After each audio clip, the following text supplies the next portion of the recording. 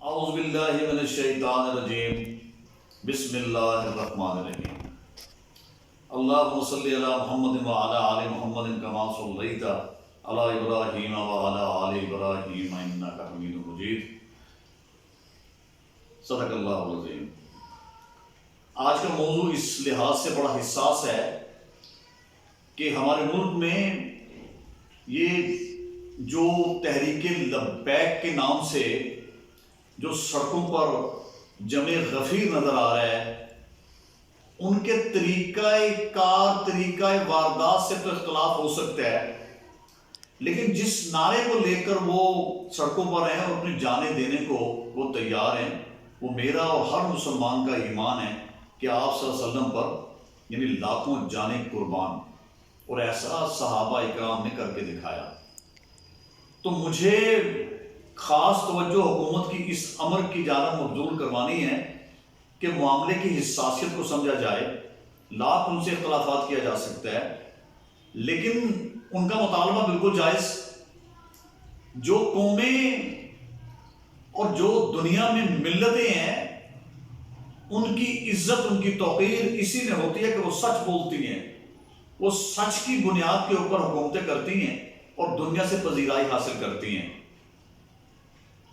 میں 2-3 معاہدے، ہمارا میثاق مدینہ، میگنا کارٹا، میثاق لکھنؤ، شملہ معاہدہ اور اسی قسم کے معاہدہ قبرص اور بڑے معاہدے ہیں ہمارے ایسے، انہیں کو جلا بخشی گئی ہے جن معاہدوں کی پاسداری کی گئی ہے۔ یہ جس بنیاد کے اوپر پیچھے 1.5-2-3 سال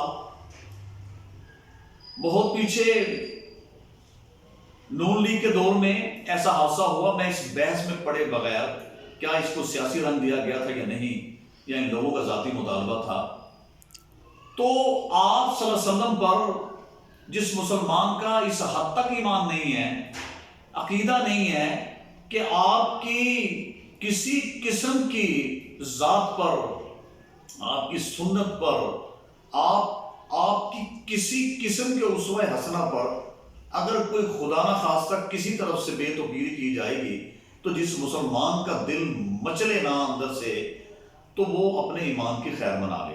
اس میں تو کوئی کسی قسم کی دو رائے نہیں ہے۔ یعنی قرآن اور ہماری حدیث، آپ صلی اللہ علیہ وسلم کا اسوہ حسنہ، صحابہ کی تابعداریاں اور ہمارے غلامان محمد، ہمارے ائمہ اکرام، مجاہدین اسلام، یہ سب کی تاریخ اٹھا کر دیکھ رہے، لوگوں کو جانیں قربان کر دی ہیں اپنی۔ تو میں یہ کہوں گا کہ جب ان سے یہ معاہدہ کیا تھا تو میثاقیں ہم روز ریاست مدینہ، کیا ریاست مدینہ نے یہ کر کے نہیں دکھایا؟ جب آپ صلی اللہ علیہ وسلم نے عمرے کی غرض سے وہ چلے، وہاں سما ایسا بن گیا کہ لڑائی کی وہ جان نوبت آ گئی، تو جو معاہدہ ہوا بظاہر تو وہ معاہدہ دیکھیں مسلمانوں کے بالکل ان کی مسلمانوں کے مفادات کے بالکل خلاف وہ معاہدہ جا رہا تھا، اور حتیٰ کہ یہاں تک ہوا کہ اور جب اس پر یہ سائن ہو رہے تھے تو انہوں نے یہاں تک کہا کہ سائن کی جگہ، جب حضرت علی اس وقت یہ محرر تھے، تو فرمایا کہ آپ لکھیں اس کے اوپر، اپنے اپنے سائن کریں۔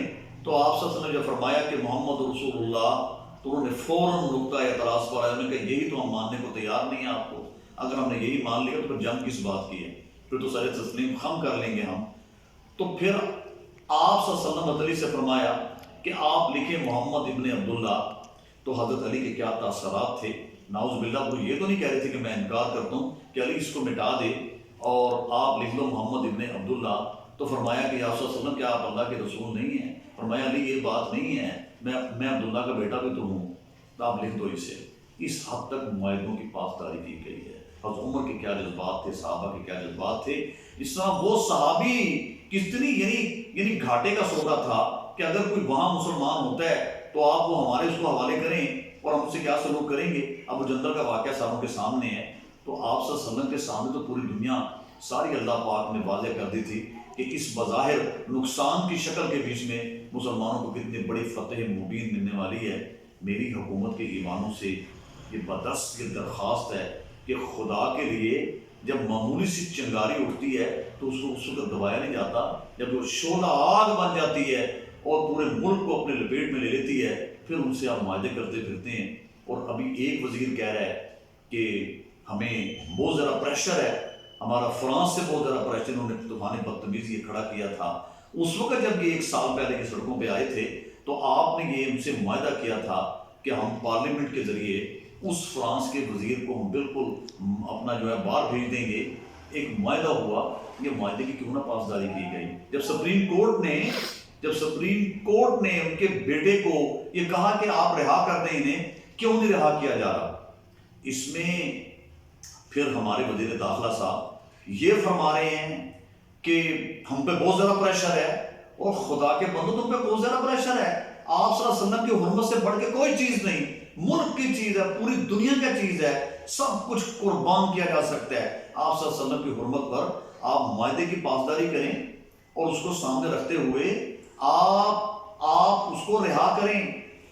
ان کا یہ مطالبہ ہے کہ اس کو رہا کریں اس سے پہلے کہ پورا پاکستان سڑکوں پہ آ جائے، پھر یہ آگ بجھائے نہ بجھے، تو آپ خدا کے لیے اس مسئلے کو سلجھائیں، اس کو رہا کریں، اور یہ مسلمانوں کے جذبات سے مت آپ کھیلیں۔ ایک وزیر کہتا ہے کہ ایسا معاہدہ ہی کوئی نہیں، کوئی کہتا ہے ایسا معاہدہ نہیں ہوا کوئی کہتے ہیں کہ وزیر داخلہ نے سائن ہی نہیں کیے۔ وزیر داخلہ صاحب کہتے ہیں کہ جناب یہ تو ہمیں اوپر سے بہت زیادہ پریشر ہے۔ تو آپ ان کے پریشر کو دیکھ رہے ہو یا رسول اللہ صلی اللہ علیہ وسلم کی آپ حرمت کو دیکھ رہے ہو؟ میری آپ سے یہ التماس ہے، آپ یہ دیکھیں معاہدہ تاشکند نہیں تھا ہوا، یہ کیا معاہدہ ہمارا شملہ نہیں تھا ہوا جس کے تحت بھٹو صاحب نے اپنے 90,000 قیدیوں سے چھڑائے تھے؟ معاہدوں کی پاسداری کی جاتی ہے کیا؟ وہ الگ بات ہے کہ جو ہمارے بڑے بڑے ہمارے ممالک ہیں کہ یہ بہت دفعہ معاہدوں کی پرواہ نہیں کرتے، کیونکہ جو طاقتیں ہوتی ہیں کہ جو کمزور معیشت ہوتی ہے یہ ہمیشہ ان کے خلاف جاتے ہیں۔ اس میں انشاءاللہ پھر بحث کی جائے گی۔ تو آپ اللہ اور اس کے رسول صلی اللہ علیہ وسلم کی حرمت کو سامنے رکھتے ہوئے ریاست مدینہ کی دعوے دار حکومت جو ہے کسی جگہ تو کوئی پاسداری کرے۔ کیا ان کے معاہدے، ان کے الفاظ منہ سے کہے ہوئے اس کی کوئی عزت نہیں ہوتی؟ آپ خدا کے لیے جو معاہدہ ان سے کیا ہے اس پر کاربند ہو کر اس کو رہا کریں، اور فرانس کے اگر وزیر آپ کے پاس ہے، آپ کے کہیں ایوانوں میں وہ چھپا ہوا ہے، تو اس کو دور کریں۔ وقتی طور پر ہمیں ضرور پریشانی ہوگی، انشاءاللہ تعالی اللہ ہماری مدد کرے گا، آپ صلی اللہ علیہ وسلم کے صدقے اللہ ہماری مدد کرے گا۔ تو پھر معاہدہ جو ہے یہ مساق مدینہ کو دیکھ لیا جائے کہ آپ صلی اللہ علیہ وسلم نے کس طرح یہ معاہدہ کیا۔ جب تک وہاں سے معاہدے کی خلاف ورزی نہیں ہوئی تو اللہ پاک نے یعنی اس وقت تک جو ہے وہ آپ صلی اللہ علیہ وسلم کو حکم نہیں دیا کہ آپ کو توڑ دیں۔ جب ایسا ہو گیا تو عثمان کی حرمت کا بدلہ لینے کے لیے، ان کی جان کا بدلہ لینے کے لیے کم و بیش 1300 صحابہ نے بیعت رضوان کی ہے۔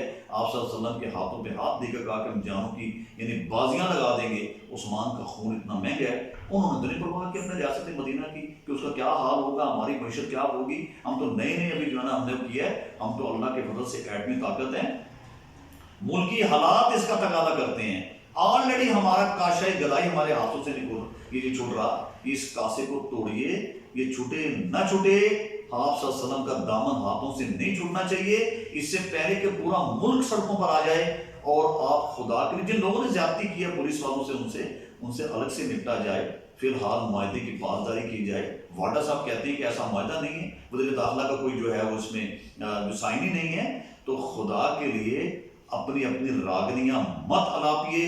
ہمارا ملک معیشت کے اعتبار سے بہت دیوالیاں نکلا ہوا ہے، ہم لوگ قطن متحمل نہیں ہو سکتے کہ ملک کا پہیہ جام ہو جائے، مزید بگاڑ پیدا ہو۔ معاہدے کی پاسداری کیجیے، اور ریاست مدینہ صلی اللہ علیہ وسلم کو سامنے رکھتے ہوئے آپ لوگ ان معاہدوں پر عمل درآمد کیجیے، ان کو رہا کریں جو ان کے بندے پکڑے ہوئے ہیں، اور جو جس قسم کا معاہدہ فرانس کے بارے میں کیا تھا اس پر عمل درآمد کریں۔ بے شک یورپ ناراض ہوتا ہے، ہوتا رہے، ہمیں دامن رسول ہمیں نہیں چھوڑنا۔